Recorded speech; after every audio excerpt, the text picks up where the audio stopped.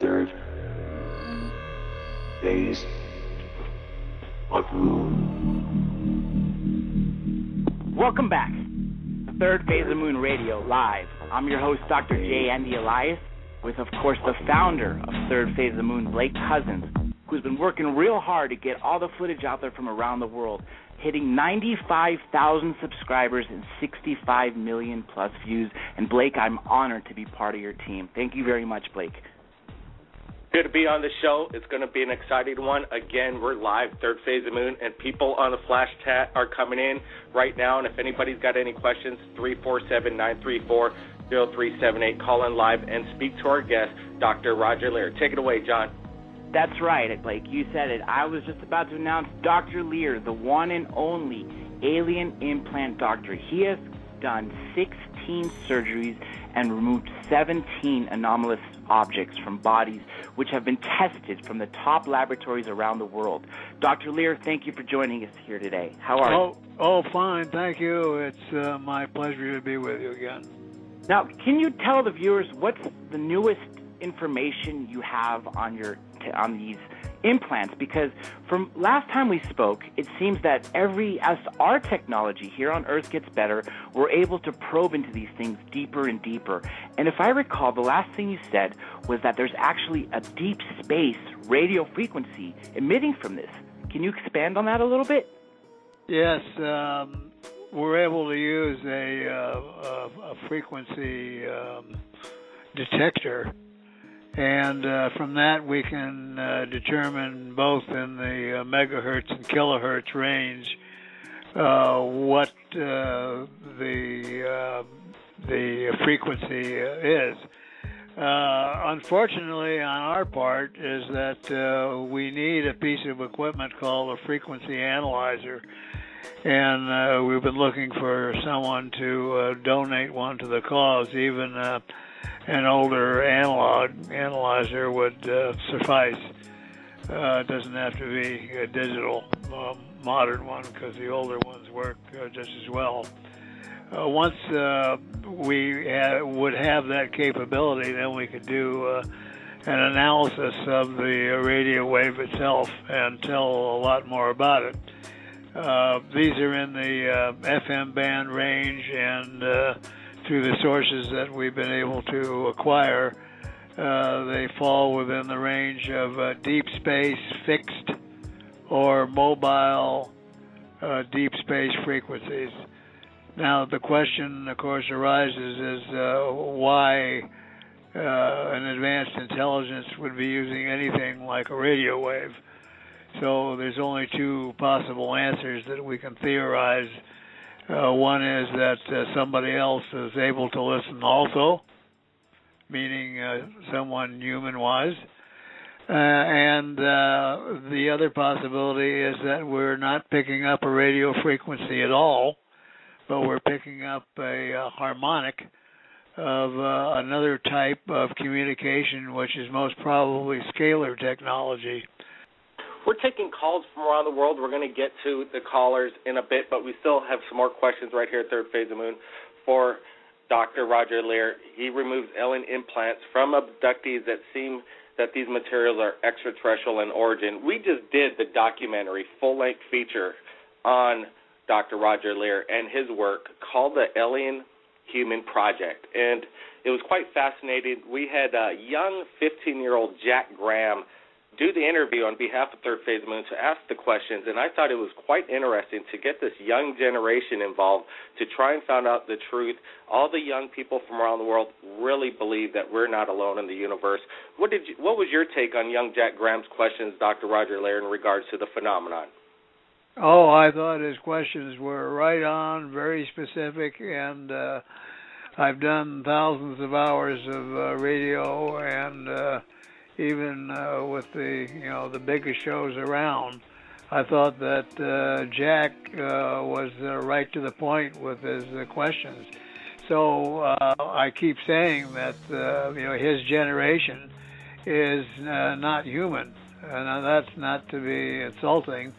It's actually a compliment, because I believe that the human race is being manipulated genetically into another form of being, which a term has been coined called Homo noeticus. We're Homo sapien, people of my age, but the new age, let's say less than 35 years of age, is this new creature, which is Homo noeticus. Now, those people are capable of knowing things without ever reading them out of a book or hearing them on television or getting them from their parents or relatives. And if you look at the world situation, you find very, very intelligent people, for example, in the Middle East, who appear on TV, appear on the internet, and those people are quite well educated. They speak English. They're all young, and they've fomented from one country, which was Egypt, a revolution which has encompassed the entire Middle East. Now, that's never been done for without bullets. They've used the electronic media. They've used, the internet, iPhones, and so on to do this. And then, you look at other aspects of mankind. You can hand any kid, I don't care what the age, some type of electronic device, an iPhone or whatever, and you don't have to ask them to go to a book of directions to find out how to use it. They automatically know. And then if we listen to what kids have to say, it's pretty profound. Doc, you hit a very important point, that everything that was happening in the Middle East, the uprising, was all done with technology, without bullets. And hundreds of years ago, it was done with swords. Only now, in this day and age, can something happen and it could spread to the other side of the world with a piece of device that fits in the literally pockets. And that's what's changing the world. And on the same token, that same device is what's giving us the ability to give the free flow of ideas and the free flow of topics such as this to the world, because the mainstream media isn't doing their job, obviously, which is why Third Phase of Moon is. And that's such a great thing. Now, when we were talking about young Jack Graham, one of the things I find most fascinating is that all of us here on the radio, when we were in school, it was science fact that this was the only solar system. Fact. Now, when he's in school, it's science fact that other solar systems exist. And not only do other solar systems exist, they exist in the Goldilocks zones. They estimate up to between 5,000 to 10,000 planets alone, just in our galaxy. Now, can you expand on that? And then I wanted to ask you about the deep space frequency. What do you think is receiving that signal? Well, I think that the objects are sending data. And I think that the data most probably has to do with a genetic experiment that's going on worldwide. Now, I don't know what kind of data it is. Most probably something to do with the function of our DNA. But how could we be, so egotistical to try and understand information that a society is gathering that's 80 to a million years older than we are? It's incomprehensible that any human mind of the highest IQ could even get the concept of what advanced civilization logic would be like. So, if there is someone listening to the information, I don't think they're getting that much. It seems we have a caller here. Caller 916, welcome to Third Phase Moon Radio. Where are you calling from? What's your name? Hello? Yeah, you're on the air. Hey, Third Phase of Moon Radio. How you doing? I'm good. This is Rick. Rick, it's a pleasure to have you on. You have a question for any of our hosts or special guest, Dr. Lear? Actually, I'm just here listening to him right now, so if anything comes up and he needed anything, let me know. But so incredible, his knowledge. He is. And, let me ask you this question. Do you have a UFO story that you could tell the world by any chance? Yeah, I've been through that. Yes, I have. I actually met Dr. Lear and Travis in I forgot where it was. It wasn't Long Beach, but it was in L.A. Well, about a year ago or so, with Devon and them. So, first of all, Rick, I want to ask a question. This is Blake Cousins. Were you able to watch the Alien Human Project in regards to Dr. Roger Lear's work? You know what? Honestly, I gotta explain myself real quick. I'm not a paranormal guy like ghosts and even UFOs and stuff. I call myself a victim. I've been through it. I know what's up. And I really don't like to watch other people's stuff for the simple reason that I don't want people to think that I took this from them or I heard this from Travis or I heard this. So I'm not really into it, but I have everything you need to know in it. And I love what Dr. Lear is saying. I mean, he seems to understand, probably even before it happened to me. You make a very good point there. Jim Sparks is another famous abductee who has conscious recall of 95% conscious recall is what he estimates of his experiences. And he doesn't watch anything, whether it be documentaries or big movies, even Independence Day at the time when he was speaking about 10 years ago. He was talking about it being a blockbuster hit, and he kept having to hide his face because he didn't want to catch a glimpse from it. So people couldn't accuse him of getting the information he was saying from those movies. And I respect what you're saying. Now, you said you were a victim. Can you elaborate on that a little bit? Yeah, I will. You can hear me? Yeah. Got you. Go ahead. Right. My first thing about the not watching other people's things, because even, I hear other stories, and I know they're not true. You know what I mean? Just because of what I'm going through. And I understand that those people will read 100 books on the topic or watch 100 documentaries or do all this, and then they kind of seem to mix up everything into their own event. You know what I mean? So I don't want to even get near that where, oh yeah, I read all these books, I know this, and you cannot say that I've taken anything from anybody. But there are real ones out there. Well, I'd like to make a point, John. The subject, for example, abduction, is very complex. John Mack wrote in his first book, Abduction, about the 7 traumas of the abduction scenario. Now, what our caller is, I think, essentially saying, let's look at an analogous situation. We have a child who is an abductee, but yet he gets through life quite normally until he has to go to the dental office.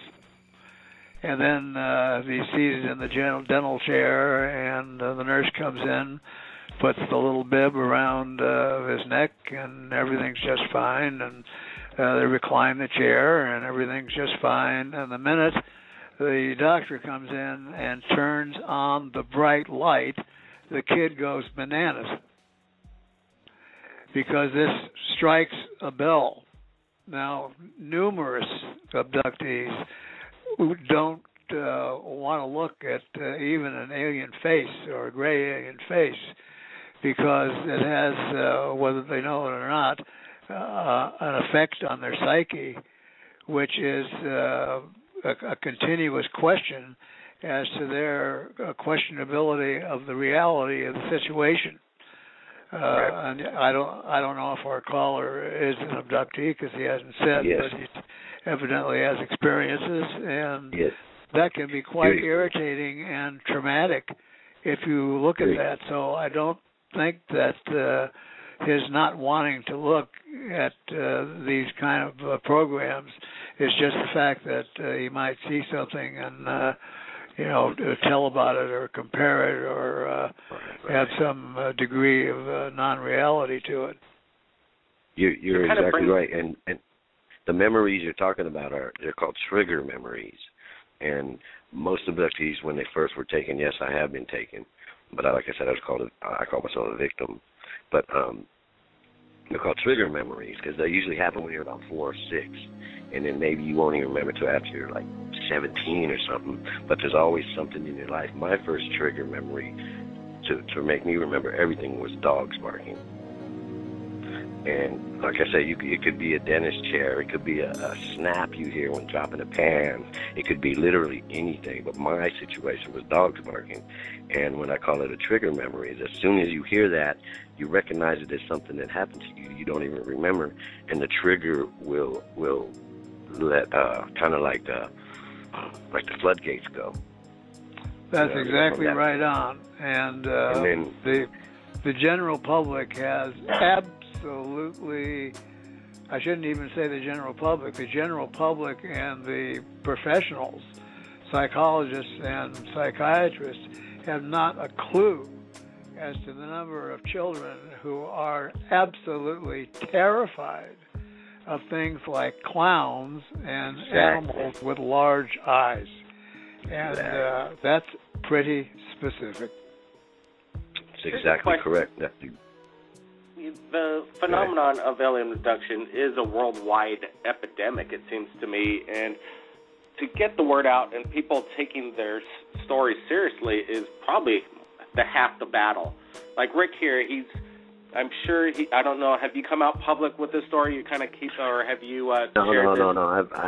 I've done the YouTube thing. I've had like 500,000 views, and I told my story, and that's how I met with Yvonne and Dr. Lear and Travis and everybody. So I'm actually out there, but been going through some things, so I haven't been kind of concentrating on other things right now, because actually the world is in a crazy time right now.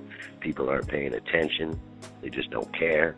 So, I'm not the kind of guy that wants to waste my time when I got a family. But I would, I come back like situations like this, and I go to LA when Dr. Lear speaks and listen to Yvonne, and, because those are the ones that are like literally the only ones, the last ones that are actually trying to do something. Believe me, if someone is to notice the situation worldwide as to what's happening today, I would probably be willing to make a money wager on the first person would be an abductee. Oh, yes, and you know what? We are more important than the people that matter. You know what I mean? Because somebody that has nothing to do with anything can tell you you're crazy, he's lying, it's over. And then they control the masses, so the weak-minded believe that, and that's law. That's how it is. That's all they have to do, and then they'll just move on. You know what I mean? It's in my eyes, you guys don't know anything about my story or anything, but in my eyes, it's too late. They've been trying for a long time, and the thing about them is they can see ahead of us. Yes. We really don't have that much time. So if we would have started 100 years ago, that would have been a late start on changing. Well, I'm very pessimistic, and I think unless we get extreme external help, which from the outside, that our society is relatively on the way downhill.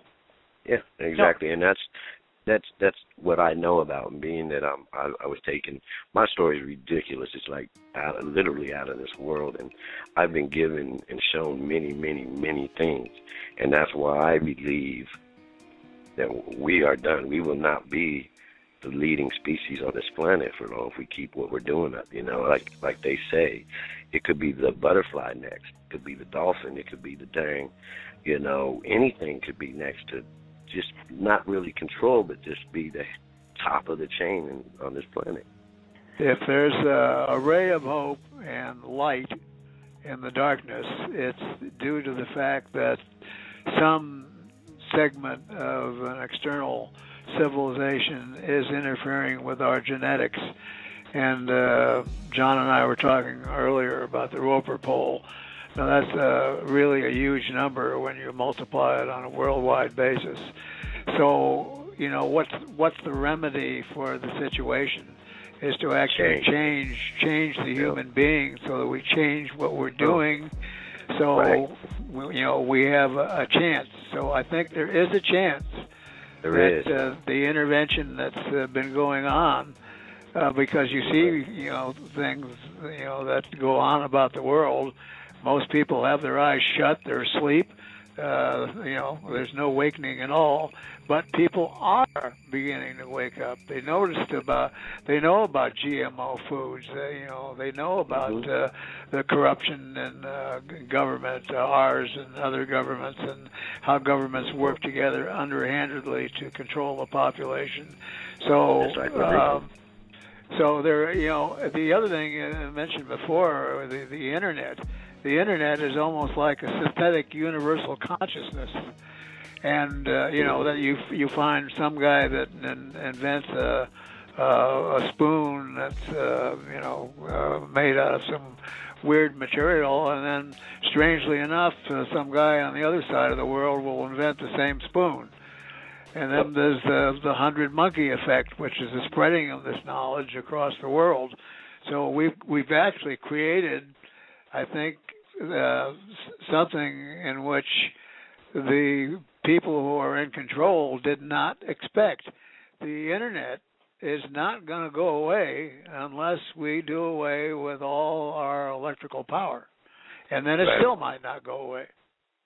I got a few comments on what you guys are saying, but real quick, I want to remind all the listeners live that this is an open panel. This is your chance to tell your story, to speak to our guest, to speak to Blake Cousins, to speak to myself, speak to Rick. Call in, area code 347-934-0378. Once again, 347-934-0378. Now, let me go back to what you were saying. I heard an interesting theory that Mars used to be like Earth, and the people who inhabited it at the time turned it into a cinder, and the same fashion, almost identical to what we're doing now. And just as you two gentlemen were talking, that this might be too late. And like you said, Dr. Lear, it might take an external force to come and correct it. What's it going to take? I mean, what do we need to wake the world up? Now, the mainstream media is not doing their job. Thank God for the internet, because that is what is making us having the ability to tell such stories such as this. You were not going to hear this on Nightline Tonight or the 6 o'clock news, and that's the sad part. But with numbers going up and people uploading videos on YouTube directly, not having to go through the Hollywood and be censored and all that, and that's what I think is such a major thing. And another thing I want to add is Dr. Jacobs said that they've been hybridizing people. They've been taking the semen from men over from women and creating these hybrid babies. And 50, 60 years ago, these babies, these hybrids, looked very much alien. And as each generation progressed, where they, used more humans and bred them again, they looked more and more human. His conclusion is that they now are looking as human as can be, and they're actually walking the planet.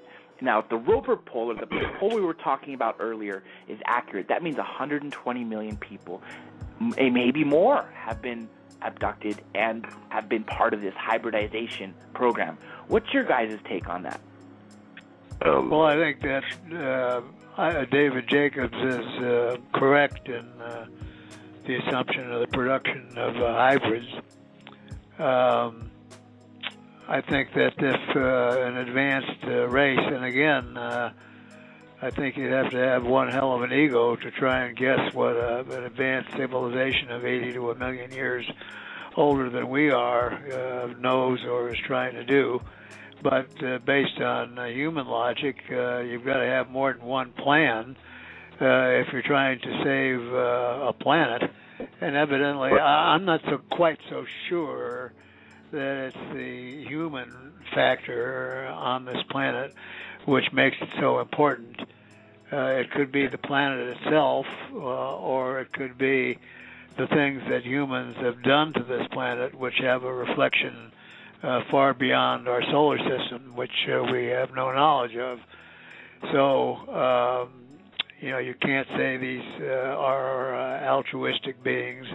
I think they're beings, there's a certain segment of them that were responsible for us existing in the first place. And maybe for the genetic traits they gave us were traits for survival at one time. But now we've turned them into righteous greed and not only affect the human population, but by the actions that we perform are having an effect elsewhere. So it's good. It would be a good idea, based on human logic, to have a secondary program in place in case the genetic manipulation didn't work. Go ahead. I agree with everything. I agree with everything you said. I love Dr. Lear. I consider him a friend. He probably doesn't remember me, but I mean, we spent a little time together. But I'm like the total opposite, but on the same page.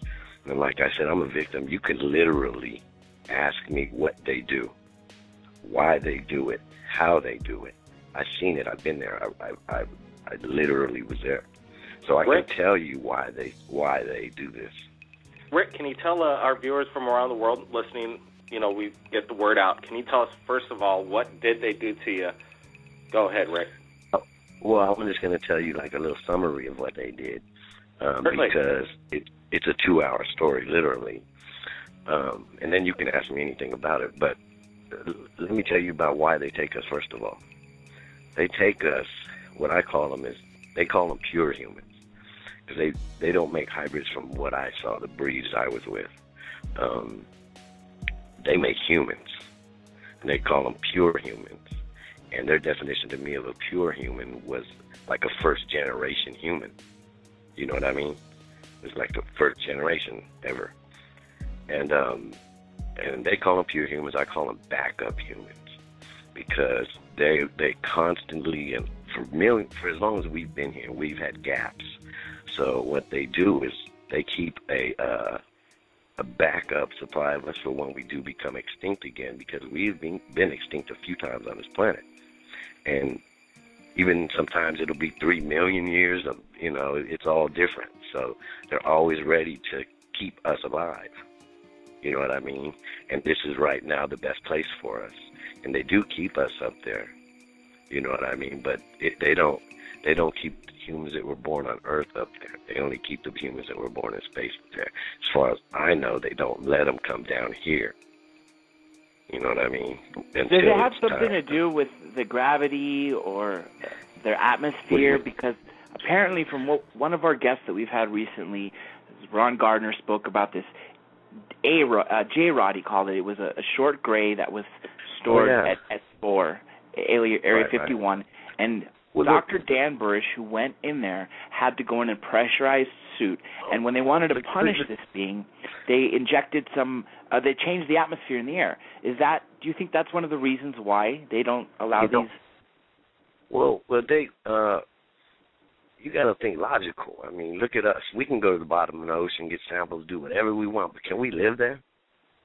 No. No, at some time, we're going to need to come up. We cannot live there. And it's the same thing with them. To us, air is normal. To them, it could be like an ocean. It could be like gas. You guys, we don't know, but I know one thing. They cannot live here. This is not a place for them to dominate and take over and live. This isn't that kind of project,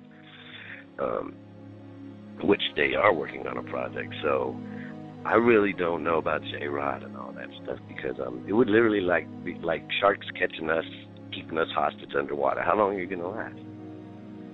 Not very long under those circumstances. This is a question that can be posed to both of you. I saw a really interesting video where it basically, some person was talking about how the aliens are now removing the eye, and the person can see it painlessly hanging by the optic nerve, and they're placing the implant behind it, because they're saying it's harder for humans to remove, especially since Dr. Lear has removed 17 of them.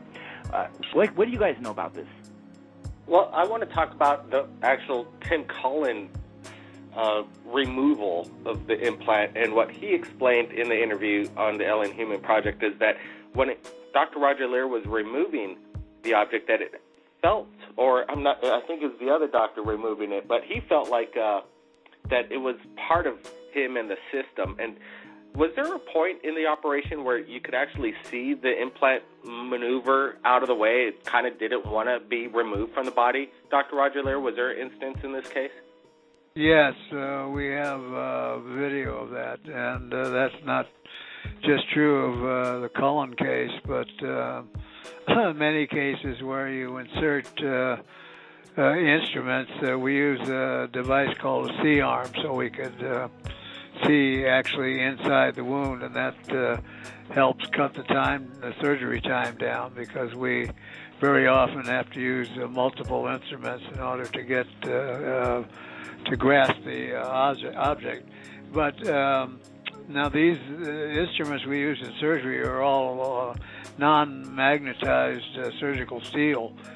So we can't say that the instruments have a magnetic effect, but yet when you place an instrument and it becomes near the object does move out of the way. And so therefore it takes sometimes a couple of hands to go in with two or more instruments to kind of trap it. Once it's clamped, then it's excised from the surrounding tissue. So the answer is yes, they do move, and this has nothing to do with the case of the biological implant, which you can see moving under the skin when you touch it with your finger. That's a totally different object. You know, I want to go back to Rick. You were talking about these perfect humans. Do you know why they're creating them, as you call them, backups? Yeah, I know why. But I got to ask real quick a question about Dr. Lear, because they put an implant in behind my eye. Now, everything they did to me, doctor, was on my right side.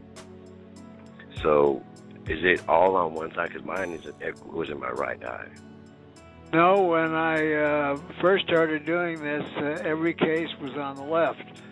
And really? So we prematurely started making the conclusion that whatever it was they were doing and why were they doing it on the left was because we wanted to use the right side of the brain for control. But then, bingo, all of a sudden we got a case that was on the right and then another one that was on the right. And so right. It doesn't really make any difference. Now, the nasal implants that I've heard about, and again, I've never seen one. I'd do anything to find one or have someone bring one in that came out in a filthy handkerchief or whatever. I mean, as long as they showed the object. But the things that abductees describe with nasal implants, when the instrument is placed up the nostril, they all describe a cracking sensation, and audibly they hear it. Well, one time I was lecturing in Italy, and there was two neurosurgeons who were there invited to speak, and they were lecturing about implants that were human implants, and they were placed in the brains of prisoners who were violent, and they were used to remotely control their behavior. And they showed the approach, and you wouldn't believe it, but it was a rod that went in through the nose. There's two little plates on the undersurface of the skull, which is part of a bone called the ethmoid. And these are very thin plates. They're called ethmoidal plates. And they cracked these plates and placed the implant on the base of the brain. So when I heard this, I mean, all of a sudden, a light bulb went on, and it just made all the sense in the world of what the abductee was feeling when they described some kind of an instrument, like a rod with something on the end of it that went up through the nostril, heard a cracking sound, and soon after the procedure was finished. And then later on in life, they may have a nosebleed and something came out. Alien Abduction Diaries, our latest documentary in regards to the alien abduction phenomenon. We had Jacqueline and Rachel, abductees who pretty much spilt their guts on what it's like to be abducted by aliens. And Dr. Jandy Elias, they spoke of a certain blood type, and we've been getting responses back after we released this video, people contacting us at Third Phase of Moon saying, wondering what the blood type was, because they're thinking they might have the same blood type. And is this the the kind of the common occurrence when you remove these implants at all the patients you've done this with, Dr. Roger Lear? And I want to ask Rick the same question about what his blood type is. What is this all about, Dr. Jandy Elias? What kind of blood type did Rachel and Jacqueline have? Oh, excuse me. I don't recall the blood type, but I do know that it was the same one that Rachel had at Jacqueline and Dave, for that matter. And if I recall what Jacqueline said correctly, it's about less than 6% of the population has it, and it has immunity to many diseases that most other people don't. Now, obviously, I'm not a medical expert like Dr. Lear is, so maybe, Dr. Lear, you can expand on that? Yes, we've done blood typing on all the 16 cases that we've done, and they're relatively all different. So I looked at world statistics on blood types for human implantation, and there is no one blood type that's less resistant to the immune system. The immune system is entirely independent with itself. I mean, there's nothing logical about blood type and immunity. We know that in all the cases that we've done, we've removed objects surgically, that there is absolutely no inflammatory or rejection reactions, but the blood types are all different. So the only part of the blood that has an effect on the immune system is the white cells and the platelets, and it has nothing to do with the type. I'd agree. You know, another thing, off this topic of this amazing blood type that I would love, I wish I would have it for that matter, because I'm not going to I've had some times where it's obviously not proven as immune as these people, but I saw this in the same video where it talked about the eyes. This person was speaking about when he was led on the craft, there was this pool, and there was these people that were acting like zombies in the sense that they didn't seem to be in control, and the aliens were telling this individual to breathe this thick liquid, and I wonder if you guys know anything about this. Rick, did you have that experience? Yeah, that's actually my story. Not the zombie part, though. That's actually like, first of all, they took me to the moon. It's in the back of the moon. They never said the dark side of the moon. People always say, "Oh, Rick, you said the dark side." I never said the dark side. It happened to be dark, but what they told me where we went was the back of the moon. And like the second stage when I got to the moon was the gel pool. Now, I know Dr. Lear understands, but the old days, we used to have these slides. They used to be metal slides in the parks and stuff like that. But now everything's plastic and stuff. But it's the equivalent. It was a pool probably about 40 yards wide but round, and it was a funnel shape, like a funnel but clogged up. You know what I mean? And it'd be the equivalent of filling it up with oil and trying to climb out of it. You can't do it unless you're naked. But what my situation was, I had woken up as I was sliding down the funnel pool. And what woke me up was people were screaming. They were just panicking. Everybody was panicking. And so I kind of stopped myself, because my hands were dry. At the time, they didn't get wet. I wasn't in the gel pool. And I could just see everybody panicking. Like, I thought everybody was drowning. I thought they all were screaming for a reason. I thought, I'm new to this, and I figured that they were screaming for a reason. So I got scared, and I held on, and I thought at the time that they were yelling at me from the top. I thought they were saying, "Go ahead, go under." They said, "You can breathe it, you can eat it, you can digest it, your waste will turn back into it, you can live it. Don't be afraid." But I didn't believe them. I didn't know, but at this time, they were using telepathy with me. They weren't screaming at me, but at this time, I didn't know what was going on, so that's how I described it.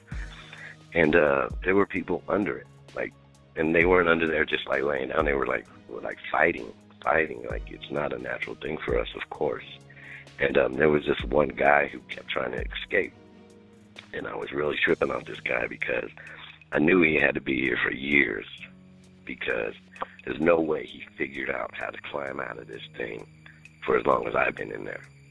So he started climbing out, and they would hit him with this like a light, like a bluish green light, and then he would slide back into the pool. He did this about 3 times. And I really tripped out because I was thinking, when he escapes, what's he going to do? He's on the moon. Where is he going to go? You know what I mean? There's nothing. I didn't get it. So at that time, I got real scared. So I slid myself under the jail, and all I did was stick my nose and my mouth out because I didn't want them to hit me with that light and make me slide. So after that, I blacked out, and I went to the next stage. But in conclusion, I kind of think I probably ended up going under when I blacked out. But that's real. Do you know why they want these humans to go into this thick liquid? What's the purpose of it? I came up with a couple of... I have a theory of why. Now, there are many stories besides the pool. Many abductees are placed in glass or plastic-like cylinders, and then the cylinder fills up with this fluid, and of course they become extremely panicky, but they're placed in a state of hypnotic trance, which subdues the emotions of the individual, and once the fluid goes to the top, they find out that they can breathe. But I believe that they do this because they're trying to protect themselves, and I think this fluid is a bath that probably kills a harmful bacteria that we harbor within our bodies, and it's a form of a sterilization technique which they need to preserve them. Case in point, the individual that was picked up in Varginha, Brazil by the military police officer, he sat him on his lap in a Jeep without any protective gear, gloves, or anything else, and took him finally to a hospital. Well, that young 25-year-old Marco Ceresi was his name, very healthy young military police officer, was deceased within about 3 weeks, and we couldn't look at the autopsy record for almost a year. But when I finally got a copy of it, what he died was like from an Ebola-like infection that evidently he got from the ET. So there is, NASA may be crooked, they may be under the thumb of the CIA, they may be militaristic in their action, but one thing they're not is stupid. They may do stupid things, but the people that are behind them are pretty sharp. Right. And they know enough that when we send something to another planetary body, what do? It goes through a terrific sterilization process first, because especially if they're going to bring it back, they don't want any foreign bacteria. So that's my take on the liquid. I think it's how are you going to get to all parts of the body? I mean, our GI tract alone contains probably in excess of 100 billion bacteria of various kinds. So any one of them could be pathogenic to these entities. Rick, you said you had a theory on yours. Go ahead. Yeah. Real quick, I want to point real fast. Rick, hold one standby. My question is about implants again, but this time the government issued implants. We're tracking our own, dogs, cats. We're putting the implants in. And I think we're even going as far as putting them in our babies and our children. What do you think about how this direction is going? What's it all about? Just tracking and following everybody around, basically like a GPS. You're walking with you. They know where you're at. What do you think about this, Dr. Roger Lear? Well, yeah, we know that's going on. I mean, it's almost a requirement that you get your dog chipped. But, and they say it's such a simple process. You just use an injection needle with a large enough gauge needle, and you inject the chip subcutaneously. But I want to say that you can ask any veterinarian who's either autopsied or taken one of these chips out after a certain number of years, and you're going to find a massive inflammatory reaction where the body begins to form what's called a fibrous inclusion cyst, and it's trying to isolate that chip from the rest of the body. We don't find this in alien human implantation. There's no rejection and there's no inflammation. You know, with the implants, years ago, obviously it was apparent that they were for to locate people. But I've heard that people have these implants removed, and maybe that same night, maybe a month later, the aliens find them and put them right back in, which goes to show that they do far more than that. What are your theories, both of you, Rick and Dr. Lear, of what these implants can do other than track people? Do you think they read thoughts? Do you think they may insert thoughts? Well, as far as I'm concerned, they're relaying important scientific information in relation to a massive genetic experiment which is going on Earth. Now, I'll give you another argument against location devices. I had a case in Brazil of a woman who had 2 implants in the foot, and one had come loose and was working its way towards the skin, but it had come from an area near the bone, and I told her that this was dangerous, not just because it was an implant, but if it came out and broke through the skin, there'd be a canal that would lead directly to the bone, and she could wind up with osteomyelitis or infection to the bone. And she said, after I explained that to her, she doesn't want it removed. And I said, well, why do you say you don't want it removed? And she says, well, let me tell you, they told me never to have this implant removed, and that it is not a location device, and they stopped a bug in midair and a bluish-white light. And they said, we know the DNA of this bug. We know that it has an electronic signature, and we can track this bug anywhere on this planet. So, again, you're dealing with a society or a generation that's 80 to 1 million years ahead of us, where they possibly need a device, a tracking device, when we know that our own DNA emits an electronic signal. You know, another interesting... Oh, go ahead, Blake. I wanted to hear more about the DNA releasing these signals. Can you go in more depth about this? That's the first I've heard of it. Well, we know that each strand of DNA has an electronic signature, and this has been picked up, and all that is needed, but we're not at that stage yet during black budget projects, is to build a device, and that device will capture that DNA signature anywhere. You won't need tracking devices. So the so-called mark of the beast is not going to come to reality. I've seen advanced television and communications through a local company here in Southern California, which I'm not at liberty to mention, but the television and communication of the future is just absolutely nothing like we conceive it is today, with even a beautiful flat screen picture hanging on a wall. And all this research all came from the study of the movement of a butterfly wing.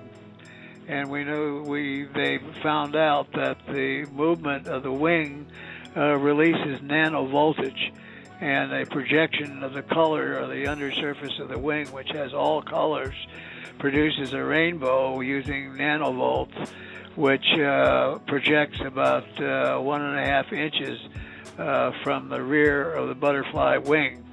And that's the basis that's in operation. It's used in the laboratory now. And this is going to be the next phase in communication all over the world, because, to put a satellite up and have sunlight generate electricity where we need, thousands of watts of power to stream, and then can't stream information enough along one channel, this will totally revolutionize anything, and you won't receive the picture on a screen. you will receive it in a holographic image. You know, Doc, you touched on a very good point. Just us right now, we're speaking with words, with our tongues, in a very two-dimensional manner. What we see on TV is, again, flat screen, 2 dimensions. I think once we are able to overcome that barrier, or maybe it's the pineal gland, I don't know what it is that causes telepathy, then we could finally get to the 3rd dimension of thinking and communicating. And once that's done, then things would be dramatically different. What are your takes on that? And I do have one other thing I want to ask you, too. Have you ever heard of that, our number system being archaic, and these aliens actually using these pies, basically these circles with the lines in them, saying that they're in 12s? So one circle with a line pointing outward could be 144. A circle with a line going to the radius, to the center, would be 1 through 12, something along the lines of that. Has any of you two heard about that? Rick? It looks like we may have lost Rick. Rick, you standing by? Go ahead, Rick. Yeah, like I said, I can't explain stuff like Dr. Lear, of course, but numbers are everything. Numbers are everything. That's all I know about that. I don't know about the circles and all that stuff, but I'm incredibly into numerology now and all that stuff, and as much as people are into horoscopes. You know what I mean? So I don't know the details. What Dr. Roger Lear just explained to us is that our DNA, our bodies are transmission devices built in by something, and there must be a reasoning behind it. Exactly what it is, maybe we'll find out one of these days. Do you think that there's a certain connection with the DNA and the possibility in the near future that we will be able to communicate with just our thoughts, Dr. Roger Lear? Yes, I do. And as far as numbers are concerned, if you look at ancient literature, you'll learn a lot about numbers, and especially the number 12. The number 12 is always followed by the next number, which is 13. And so, you find people say unlucky number 13, but that has absolutely nothing to do with it. 13 completes the circle of numbers, and if you look again into historical literature, astrology, for example, has how many houses? There's 12 astrological houses. 12 months in a year. Right, 12 months in a year, etc. But there's always a secondary factor, which is the number 13. At the crucifixion, or the last dinner of Christ, how many people were present? How many? 12. How many planets they say we have? Is it 12? Yeah, it's 12. But there's also 12. the 13. There's everything that makes the 13th.